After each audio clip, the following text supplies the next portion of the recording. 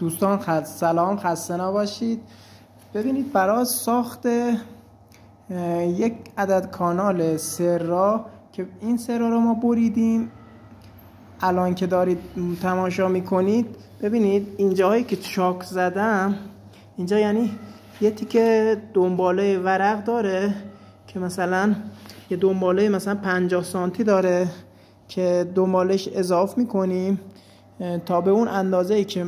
برای اندازه دقیق اون در بیاد محاسبه میشه. و عرضم به حضور چون طبق اندازه‌ای که زدیم مثلا 50 سانت 60 سانت چون چاک زدیم میخوایم دنباله بدیم بهش و اونم یه لبه پایینیشه و ارتفاعش هم بر حسب اندازه‌ای که داریم، مثلا یا 30 سانتیه یا 25 سانتیه یا 20 سانتیه که برای اصولا برای کف خواب ها این ابعادی که گفتم استفاده میشه، ولی برای رایزر که از سقف بیاد پایین ابعاداش متفاوته دیگه، از 30 هست، 40 هست، 50 هست، 60 هست و ابعادهای دیگه.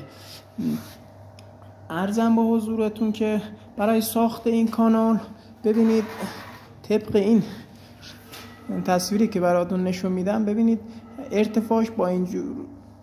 اینجوری محاسبه میشه که الان مثلا من 20 تا بخوام ببرم پایینتر میشه 20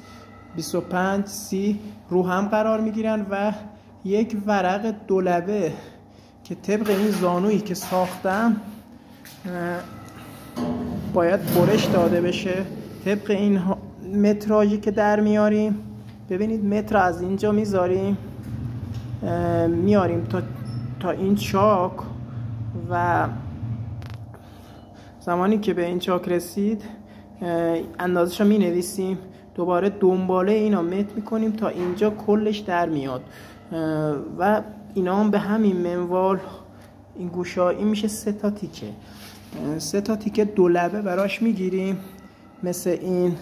که دوستان مشاهده میفرمایید. میبینید این حالت یه دولبه میشه و یه لبه دولبه داره که یه خط بلندتر از این یه لبه این نقشه هست که میخوابه رو این و جفت میشه طبق تصویری که دارید میبینید. و پخ زداناش هست که باید انجام بشه.